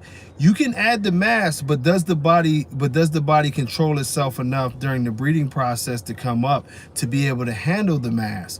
Is the bone starting to change? Is the ligaments thickening up? If this is not happening and you're adding that mass, you are taking a tendon, a joint, and a bone that is structured to take a certain amount of force with ease, and you're adding a ton more force to these joints. Not only are you adding a ton more force, say for instance this dog is, you know, should be at a weight that's 75 pounds. But now we have some pockets that are very short that are 95 pounds. You say, oh, they ain't nothing but 20 pounds. But imagine 20 pounds over and over and over again. Every step you take is extra force. It's extra force. It's extra force. That bone in that joint is wearing down. It's wearing down over and over again. Well, the way genetics work is our bodies change. You know, once upon a time, giraffes used to have short necks. Their necks grew to accommodate their lifestyles. You know what I mean? The reason why animals have shells is because this was the survival method for them to survive. All animals that had shells originally didn't have shells. And you're talking about going back to prehistoric times. But nature has shown that it'll mutate to compensate for what's going on. DeCarla, chill out. She having a party back there. Just be quiet, baby. Continue your party. But the thing hey, much love, Reno. Y'all get with my man Reno if y'all want to use that boy Tyson. Beautiful, beautiful, and he got that blood. You know, D-line. But yeah, 20 pounds on a 16-inch frame is massive. I'm talking about, you think about it, shit, I'm damn near 6 feet tall, and I can't afford to put on 20 pounds without getting uncomfortable. So imagine a little ass dog putting on 20 pounds. It is extreme, and what's happening with the genetics is the mutation. The mutation is starting to happen in the backs. If y'all have seen the way the backs on these dogs stretch out, the dogs, and I would love to do an necropsy on one of these dogs after they die, because I would love to see, hello Viola, I would love to see what their organs look like inside, and are they mutating with the bodies? Because I know why the back is lengthening out. It's because of the frame that they're putting on in the front. It's just a basic thing of being an engineer. If the front end is wider, the back can't be shorter because the balance is off. The dog would tip. So nature is making the back longer to allow them to be able to move and to anchor down in the back. Either you're going to have a real heavy rear end, or it's going to lengthen out, and that gives it the extra weight to stay down. If it's real, think about it, if it's real wide in the front and it's a smaller rear end with a short back, when he goes to stop, you'll see like that video where that dog tried to stop and he started rolling. The back end allows it to anchor itself down pretty straight. What's going on, Jesus? I'm back, man. Give me a call later on, by the way, brother. But it you know what I mean? It is what it is. Hey, boxing fan, I don't even deal with dude no more, man. I tried to show love to the dude, and yeah, ain't nothing gonna happen with Remus, bro. I've done a great breeding with Odell. I made the blood, so I got the blood from different variations, but that dude's a clown, man. And I'd rather, we was trying to show him some love, but it just ain't gonna work out, bro. He's all over the place. I don't know, bro. People are people. People be peopling, man. And you know what I mean? He just more into drama than anything, and that's strange, you know. Had a nice dog. He's not proven, but he's a good looking dog. So, we'll do it over. My brother. Yeah, he turned into he didn't know about him. Yeah, he turned into a real weirdo, man. But yeah, that video of the dog flipping, man, is crazy. But it goes to show how the body is mutating. This is the same reason why the forearms are shortening, and I'm gonna tell you why of that. It's another thing that deals with the weight in the mass, right? Think about, some of you have played baseball, or you played golf, or whatever the case may be. They tell you to choke up on the bat. You know what I mean? It's just like if you're throwing, whatever you're doing, if you shorten it, it makes it stronger. The longer that anything gets is a higher probability for it to snap. The amount of torque that they are putting on the front of the end of those bodies, with all of that shoulders, all of that chest, the extreme, it's really too much weight for normal legs on the front end. So what would happen if that front leg is not super short, it makes it a higher probability that the joint is either going to have major issues, aka the ligaments, or you're going to see a million different issues. You know what I mean? A million different issues. So the body is starting to mutate. You know what I mean? Well, you're right, no chest, but they're super wide. Let's put it that way. They don't have chest drop. It's sort of strange. but they are wide. We can give them that much. They are very, very wide. It's changing the aerodynamics of the dog. The body has to change to fit it. You know what I mean? And it's I don't understand how anybody can promote that, because you obviously see that it's a deformity. It's the same deformity that you see with some of the muscle tone dogs, where their eyes are coming closer and closer together. That's a mutation. That is not normal. That is a mutation. And when you start to see mutations, it's scary for one reason. Because if the phenotype is already giving you yeah, Rico, weight distribution, well worded. You know, I'm bouncing around, but that's the best way to word it. That if you start to see mutations in any animal, it's telling you that the genetics are actually worse than the phenotype. Now you're starting to see more and more people with hermaphrodite puppies. You're seeing more and more people with puppies that are born without limbs. I've heard some horrific things about some of the golden child litters. I've heard some horrific things about some of the Rocco litters. It's not going the way that they want it, but these are all genetic mutations. The reason why very, very good breeders have stuck, you know what I mean?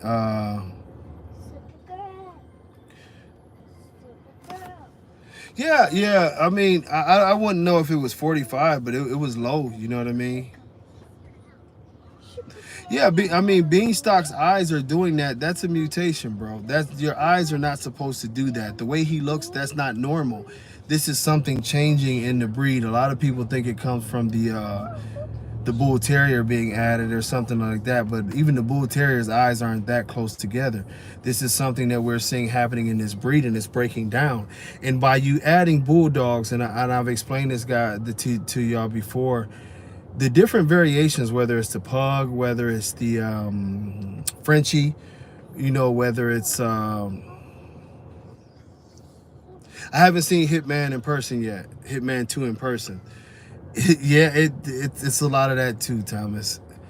It's so many different things that are going on with these dogs. It's scary. And the thing of it is we have great proof of what's going on in the exotic community, of how far it can go. The exotic community is a few stages ahead, but we started to see weird things with the exotic community like in the early 2000s. And I'm telling you, the dogs that we thought were weird in the early 2000s have nothing on what the exotics turned out to be. And I'm trying to tell people a lot that when these mutations kick in fully, it's no telling what the American bully is going to look like. You're starting to see some of it with the stuff that Bashar is doing, like the dog that looks like a wiener dog through the back and a bulldog up front with the super peggy legs. That's pretty bad, you know. But we're going to see more and more and more of these dogs as people continue to breed them. And the scariest thing about them is that the ABKC still registers them as regular American bullies. They have American bully paperwork, so they can be bred as American bully. Yeah, I mean, for sure, a Cyclops is coming. One of these dogs is going to be born with one eyeball right in the middle of his damn head, and that's going to be that. Hey, girl, chill. And you know, it's coming.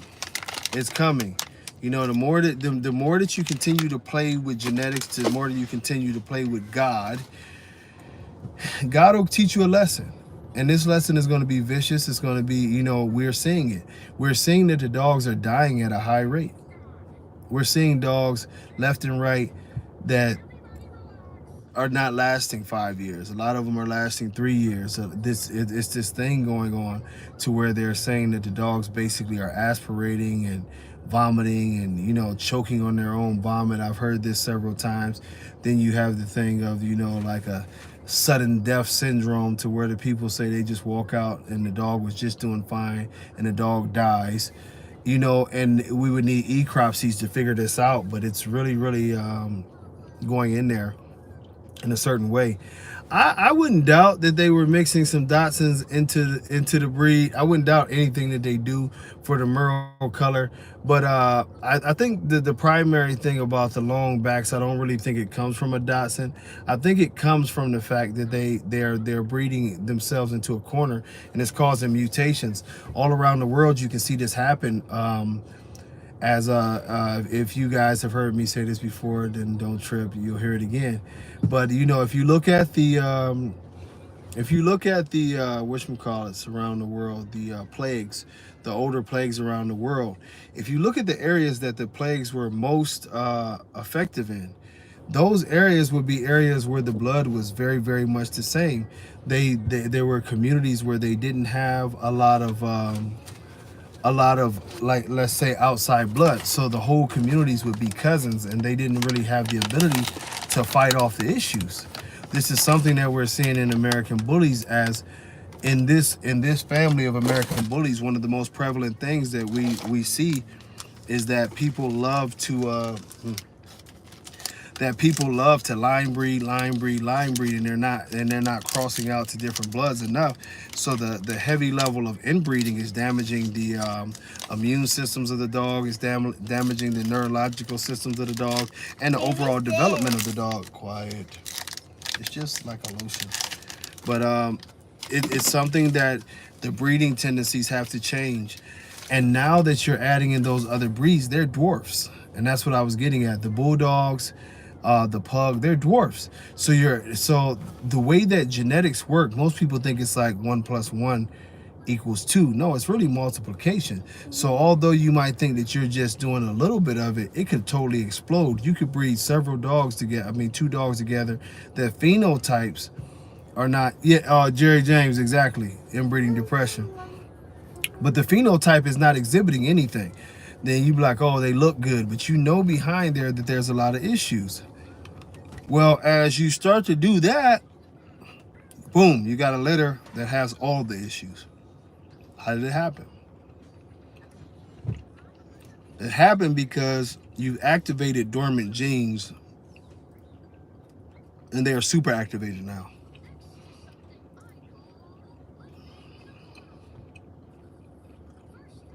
Oh, okay, I'm missing out on y'all conversation. But the thing that has to happen is, yeah, Dave's an idiot. We know what Dave did. Oh, I can't wait, Max. I'm going to tell you, the Gotti line, to me, is dead. The Gotti line is truly dead because, to be truthful, all of the Gotti line dogs that I loved, they messed up their blood. Currently, there's a few people who have some straws of the old Gotti line that I like.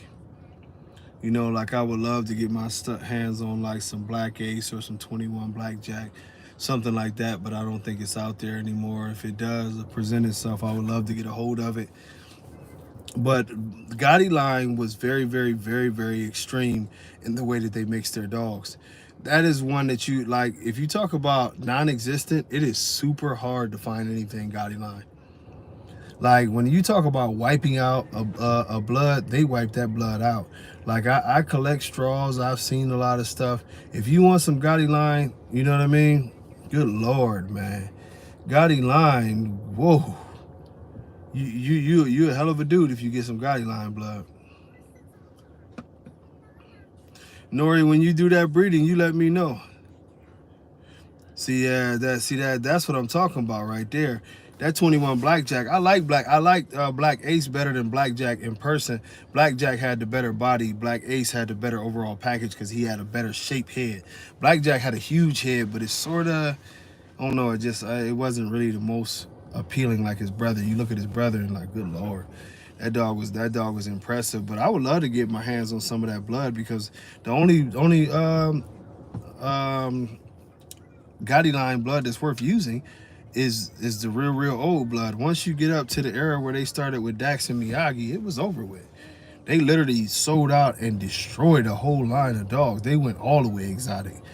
Big Nori, you ain't never lied. They went so exotic that, whew, I never thought it could be possible. I never thought it would be. If I'd known what I'd known then, you know what I mean? Oh, God, here we talking the hell nah. Nobody want none of that tainted shit Rudy got. I'd rather go to Ben, Shark Line. He'll put me on. But, you know, us breeding dwarfs is what we're doing in the pocket class a lot. People are going to have to recognize, first of all, there are no stud books. The lie that Dave tells about stud books is not true.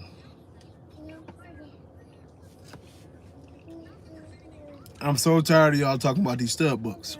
Let me chew this one piece of candy. I'm sorry. But ain't no damn stud books. Y'all ought to be ashamed. If anybody understands the way a stud book works, right? And I'll get to how this relates. This is another Dave Wilson lie.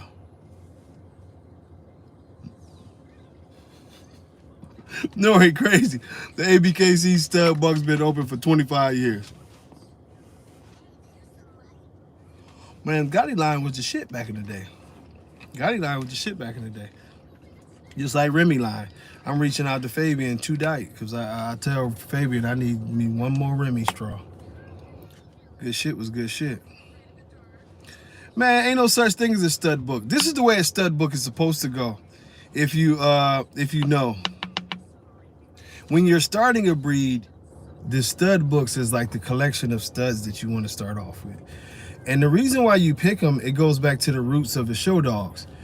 The primary purpose of a show dog community was to pick the dogs that were supposed to be bred. You were picking the finest of quality dogs to push the breed forward.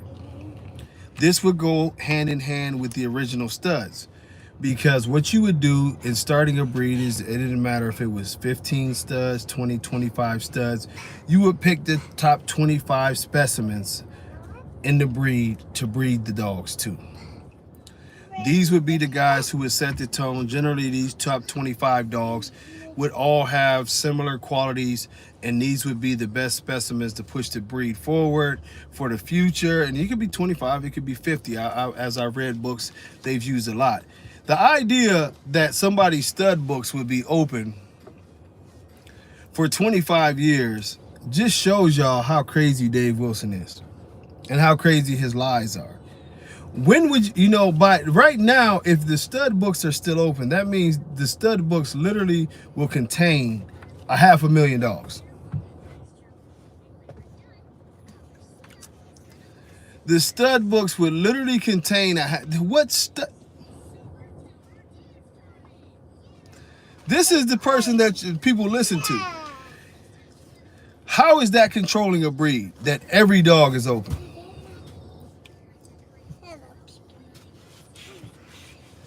Exactly, Rico. Proper documentation and created in a traditional way, which it was not. By the time the ABKC came along, the breed was pretty much sort of established. The ABKC's job, instead of saying it had stud books and all these great things, was just to our job was sort of to manage it, close it down, and get it to, you know what I mean? Thomas, I don't think that I would be able to create a stud book. My plan would be to eliminate everything that's wrong, because right now there's too many dogs. So as we continue to see what comes through the door, you eliminate what's wrong and you promote what's correct. So, you know, and you'll need that process, and the only way that you can lock in that process is by DNA testing, health testing, because the dogs have to get healthy before progression starts.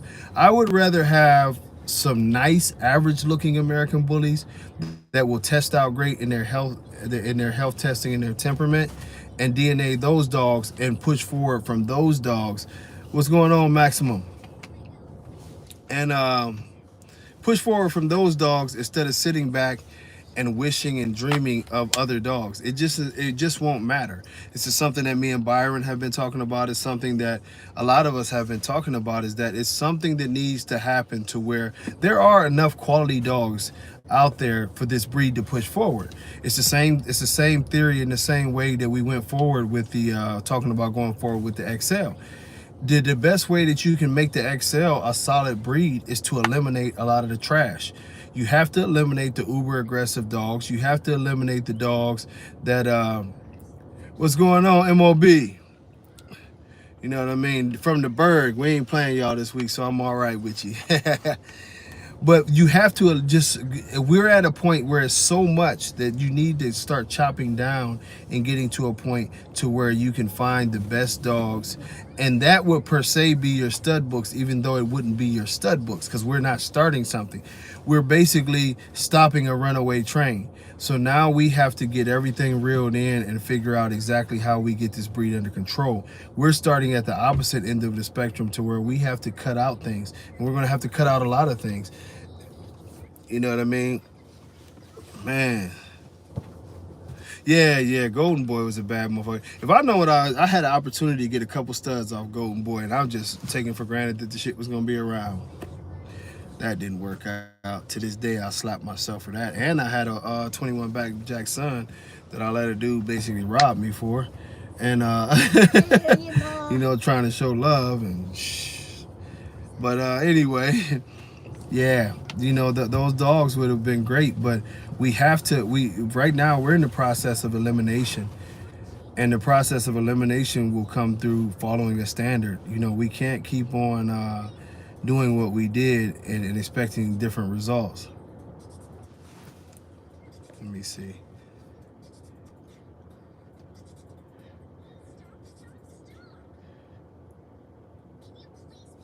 You say,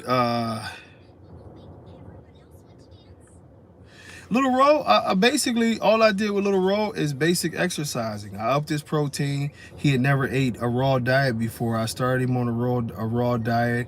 The little bit of kibble he was eating, Ukanuba, and when he was eating the Ukanuba, what was going on is that Salome, I would put the powder on the food, the milk replacer powder. I would put milk replacer powder on his food, and he would eat a couple chicken quarters and a can of vegetables, nothing fancy. A can of vegetables.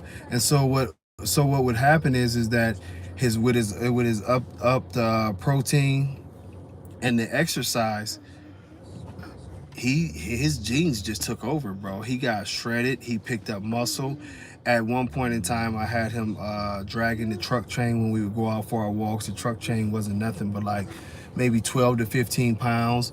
And you know, I got him to work. Little Ro was lazy, but we pushed it. You know what I mean? I didn't even put the truck chain around him. You would literally see the truck chain sparking down the streets as we got out there and we got to moving and shaking. You know what I mean? And it was what it was, you know what I mean? Just basic exercise, higher protein, higher fat from the chicken, and we put together a nice package with Little Ro. I was proud of Little Ro. Shit, Dave was proud of Little Ro. You know, that's why he told everybody I got him in the greatest shape ever. But one of the reasons why it was so easy is because he had never been exercised. All Little Ro's life, he had been a lazy little dog that either just hung out in his house or hung out at other people's house and never did exercise. He was just built like that. So once you added a little food, a little protein, a little fat, and some aminos, he blew up, you know what I mean? And he went, when I got him, he was probably in the high 60s, maybe 68 pounds, still looked good. And he literally put on about 10 pounds, and he looked great. You know, his genetics was off the hook, because Cairo was a very muscular dog that was easy to put some weight on. So yeah, I mean, Ro got it naturally, that's for sure. Some people at that time thought that I was shooting him up, but the one thing about Little Ro is why you definitely couldn't shoot Little Ro up, and I always just shook my head when they thought that, is he had one testicle. If you start playing around with testosterone and steroids on a dog with one testicle, you could ruin the dog, you know. But yeah, he definitely put it on good. And I say with any dog, if you're gonna do something to put on mass, a raw, natural foods is the best way. You know. Yeah, and if you do a bowl full of dye, all you're gonna do is make the dog fat. Kidney complications and that type of stuff. You know what I mean? It's really pathetic. You know, but with the dogs that we're seeing right now, with the pocket class, what we're gonna have to do is we're gonna have to move away from dwarfism traits. It'll always be there. It'll always be in the blood, but our judges and hopefully other judges with other registries start penalizing these dogs for these traits and characteristics and stop rewarding them and saying that they should be bred. because you're going to see more mutations and more deformities as they keep on giving dogs grand championships with the short forearms. Watch what happens every time a dog is a grand champion. And I think they just made that tri dog that Bashar has. They made him a grand champion with his long back and high rear. So they'll breed that dog to some stuff, and you'll see more long backs and high rears. You'll see more shortened front legs, and they'll keep promoting this. And this is the opposite of what a registry is supposed to be. A registry is supposed to be someone that regulates these things, you know, and somebody has to step up and have the balls, you know. Super breathing problems. Somebody has to have the balls to say, you know what, y'all can't do that to my dogs. You know, that dog is disqualified. That dog should be not bred, you know, and people are scared to do those things.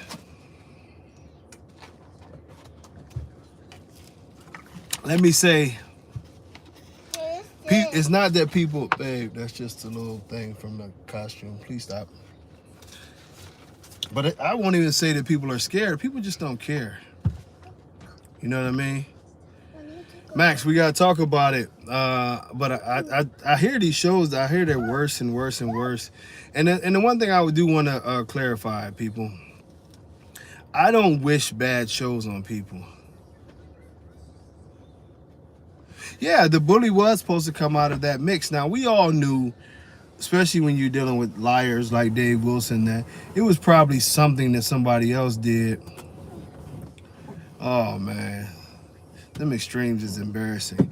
We always knew that it was something else in the mix, you know what I mean, with certain dogs. Other dogs carried heavy characteristics of just what they were supposed to be, you know what I mean? But at the end of the day, what it boiled down to is that we really was a... Oh, you're silly. But we really focused on the fact that, you know what I mean, we wanted the more pit bull, staffy characteristics, you know. And our thing is, I tell you, with my personal breeding process, I probably made 50% pit bulls, to be honest with you. Like, even Denzel, if you ran him to the right blood and there was some old blood, it would revert back and it would go pit bull. That's when you knew what you had. You know what I'm saying? The original, like the real classics and stuff like that, that stuff came from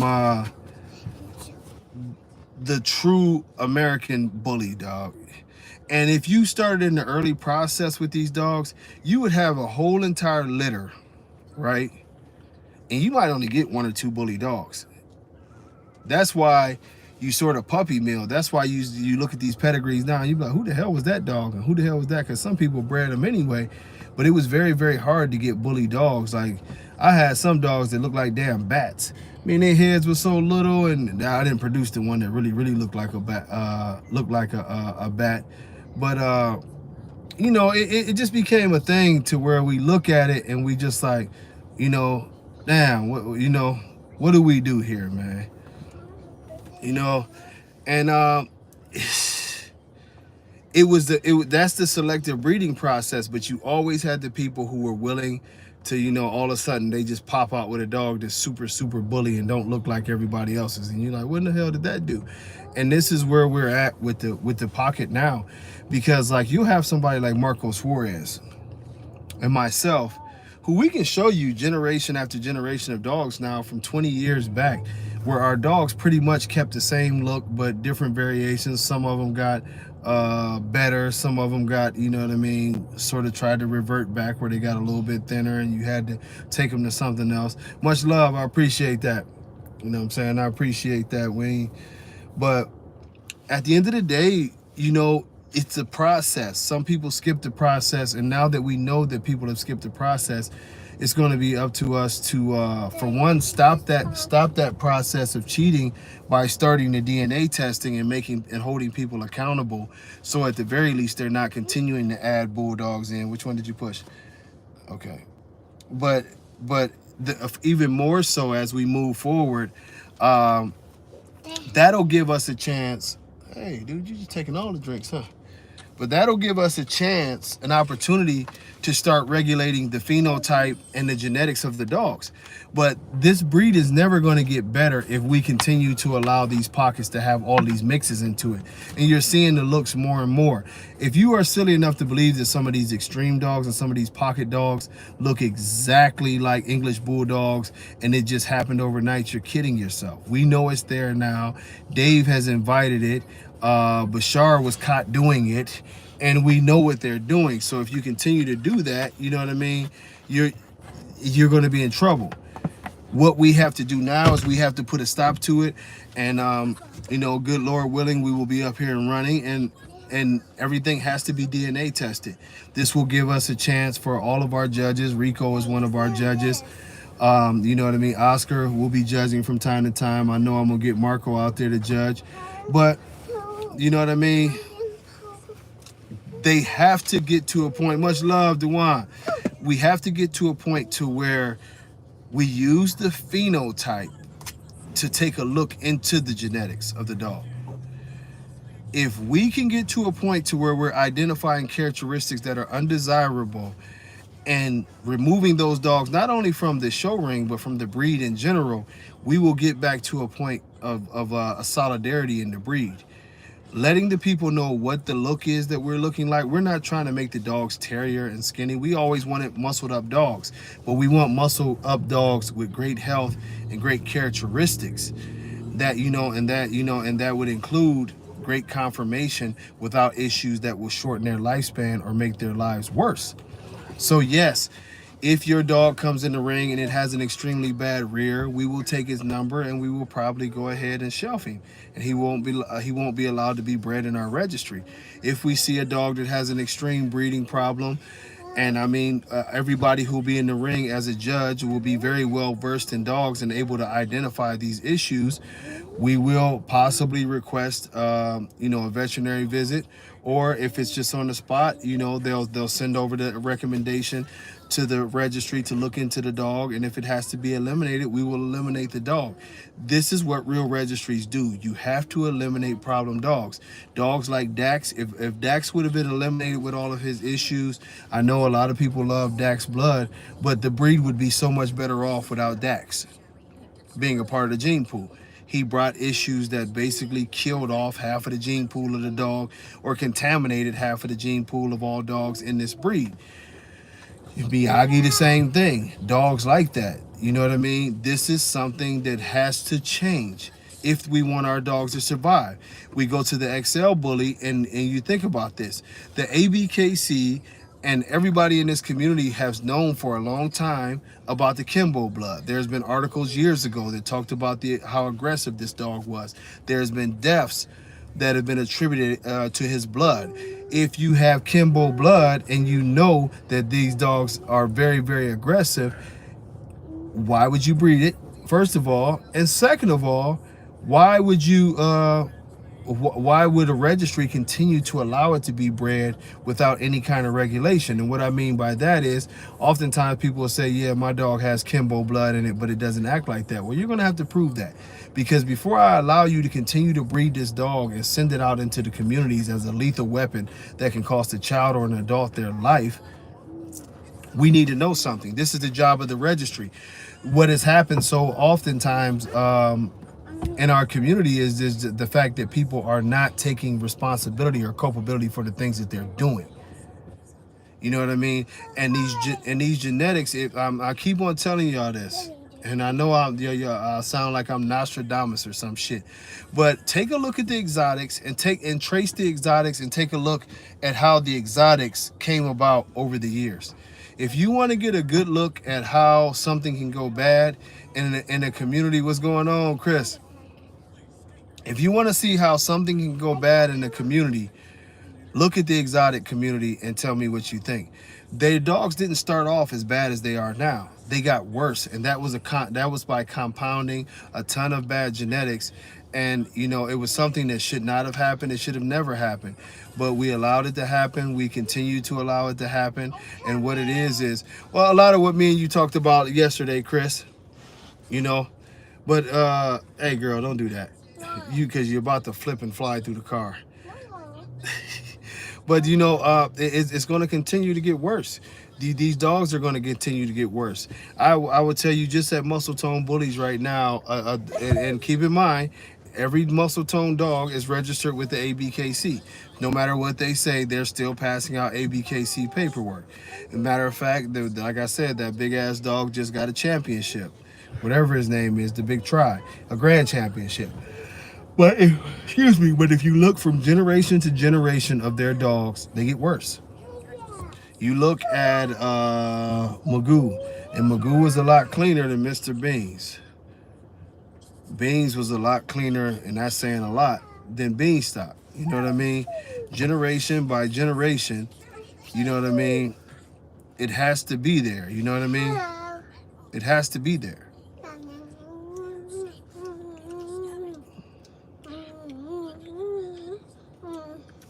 Bad genetics. But but this is something that has to change. It truly has to change, and we have to start doing things the right way. We don't have another 5 years. You know what I mean? Yeah, I mean, there, and Dewan, the craziest part about that is that we know that they're not paying this money for exotics because they like exotics or feel that this is a good dog. They're paying this money because they believe that they'll have an opportunity to make more money. And it falls back into that whole thing of the money laundering and all the issues that is going on in that community. And it's compiling to make one big ass shit show as far as our community goes. They tune into these videos of these fake podcasters and all of this that are talking reckless and giving out reckless advice. They tune into, like my guy always says, what's going on, Hades? You go on the FBI's internet and you talk crazy and you act crazy and you do that, you know what I mean? Yeah, I mean, people hear that Bashar talks about the hundreds of dogs that he owns. One time I remember that fool said he had 6,000 dogs. I said, Bashar, please stop. But anyway, you hear these things, and there's people who are interested in this. There's a lot of people that are very, very upset with our community. Like I told y'all have to think about this, right? And this was years ago when I was in Florida, but I was in good with that particular veterinarian. And DeCarla, quiet. And she would tell me this, you know what I mean? On a daily basis, she would have up to 30 dogs from the American Bully community or a Bulldog community coming in to do breedings. Now, she didn't give me her numbers, but just think, every time I went there, do an AI, surgicals or whatever, this is good money coming through this door, man. You probably averaging, DeCarlo, chill. You probably averaging, you know what I mean, at least $6,000, $7,000 to $10,000 with some of this shit. You talking about 30 of them coming through. You averaging some money. You know what I mean? So they got Woody. But you got these people making massive amounts of money. What do you think is scaring them so badly that they're turning away your money now?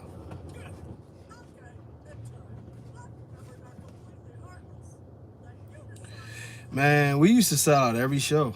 I'm gonna get back to selling them bitches out. But what, you know what I mean? What exactly has scared off the veterinarians?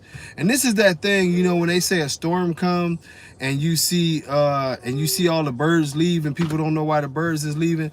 Y'all should take a look at them veterinarians as the birds leaving. These are people that are making a lot of money. Veterinarians who own their own clinics and especially do reproductive work, they make very good money. And they make very, very, I'm talking about buy a house every year type of money. Exactly, Reno. Y'all both hitting it on the head, Hades. The liability, the federal government warnings are being sent out. A lot of it's a storm that's brewing. I've been telling y'all that. Then y'all seen that report and she told y'all that. So when it came to, oh, he hating and he dry snitching, ain't nobody fucking dry snitching. Y'all dry snitching on yourself. I'm sounding the alarm telling y'all that the feds is looking at y'all. The drug enforcement agencies is looking at y'all. The animal rights people are looking at y'all. You know what I'm saying? State governments are looking at y'all and they already started banning you dumb fucks. Hey, this thing is it's a storm that's brewing, and no, I'm telling you like this is the United States of America. It is no doctor that is turning down your money without super good reason. Trust that. Doctors sell medications because they're making a profit sometimes, not because they think it's the best medication. Doctors turning down cash Ola is a big red flag. Somebody is letting them know. And if y'all remember the one letter that was posted, right? The wording said it all. Our attorney has advised us to discontinue services to the American bully community. David, you know it. You know it. You know it. It's a violation of their oath, and they don't want no parts of this. Their license is in danger, and they are in danger of a whole lot of other things, man. This is the only reason why else would you turn away, you know what I'm saying, 6, in some cases 7 figures in cashola. This community is in trouble, and the people who are cheering on these clowns who are not being smart about what they're doing is ridiculous. You know what I mean? People are building up fake celebrities, and really, if you look at the community, it's a bunch of fucking jokes. You got a bunch of dudes who just talk stupid, don't give you really any real information, and you know, what can we do? You know, but like I told y'all, at the end of the day, Robert, water supply for sure. At the end of the day, the only thing that we can do is clean up our act. You know, as we talk about the American Bully Pocket, you know, and I'll have another video about the pocket. The more that we do, we have to clean up the dwarfism traits and the issues that are killing off the American Bully Pocket. We have to start trying to eliminate, and I know y'all like, good Lord, but we have to start eliminating the bulldog mixing. That can only come through DNA testing, and we have to eliminate the bulldog characteristics by way of proper judging, analyzing, and rejecting certain dogs from registries. That it doesn't take long, you know, in a few years you can clean up a lot of issues by rejecting some of these animals and letting them know that they're not welcome. And who cares if you have to tell them the reason why we're rejecting you is because your dog's DNA testing came back as 50%, you know what I mean, English Bulldog, or 50% Pug or whatever. The dog shouldn't be around if the dog is testing half English Bulldog, you know what I mean? Man, the vets ain't falling for nothing no more. You can put whatever name you want on that paper. They're not falling for it. You know what I mean? They're not falling for it, you know? I mean, Max, a lot of people are going to get pissed. I encourage every registry. You got to start, like, it says a lot about the ABKC that in all these years they haven't kicked any dogs out. Like, they don't reject any dogs, bro. None. They do not reject dogs. They do not reject people. Anything that's $1, they're going to take it. And it's sort of crazy, man. But what can we do? You know what I mean? What can we do? The only thing that we can do is push forward and clean up a mess that wasn't created by us. But at the same time, I'm telling you people, I am no longer and will never be supporting the ABKC because they've technically tried to kill this breed, man. They really have. Well, shit, man. We talked down. That was a short 2 hours. I could go on forever, but you know, time to get ready for jiu-jitsu and all that good, sweet, beautiful, wonderful shit. The way the schedule is set up, today is Wednesday. I'll probably be back on here Sunday morning, or maybe Saturday, because my guy Poop Dog wants to do a live with me. So maybe me and Poop Dog gonna pop on here and we gonna let y'all have it. But man, like I told y'all, y'all know that I always tell y'all this every year. This time of year, is the roughest time for people who are suffering from depression. Suicide rates go up super high during the holiday season. And what's best for us is that we check on our family members, let your people know that you love me. The GoFundMe, the Dave Wilson GoFundMe. That, yeah, man, that's wild. He helping to breed, but he starts a GoFundMe. Man. That just fucks me up every time I think about it. You done took tens of millions of dollars from the community. The community needs you, and you start a GoFundMe. This is great, man. Hit me up your time, probably maybe around 5 o'clock your time, 5 or 6 o'clock. That'll be right after class. But yeah, man, reach out to your loved ones. Let them know, yeah, I know your time. That's why I said about 6 o'clock your time, because I'll be done with class at 8 o'clock. But reach out to your family members. Let them know you love them, man. Let's keep this good fight. Let's push this community to do more health testing, to do more DNA testing. Healthy dogs matter. We need to clean up this whole entire breed and bring some ethics back to the breeding process. No heart murmurs, no breathing issues, no hip issues, none of those issues. If we breed this way, we can fix this breed over a 5 to 10 year span, that it'll be light years ahead of where it's at. We definitely need temperament testing. We need all the testing that everybody else is doing. We need to have appraisals. We need to really get our dogs to pushing towards perfection instead of just pushing for something to buy. But with all that being said, man, if you're going to eat good. Don't eat that Domino's pizza. Get you something good in your system, you know, some DiGiorno's or something like that. If you're going to drink good. Don't be drinking that Coke 45 that my uncle be drinking when he be singing them Al Green songs. Get you some Hennessy or maybe some water, because some of y'all probably need water too. And yeah, if you gonna smoke, don't smoke that stuff that your uncle growing in your grandma's backyard. She tired of his shit, and we tired of the sticks and the seeds. Get you some Moon Rock, some Mike Tyson, some Hawaiian Silky fame.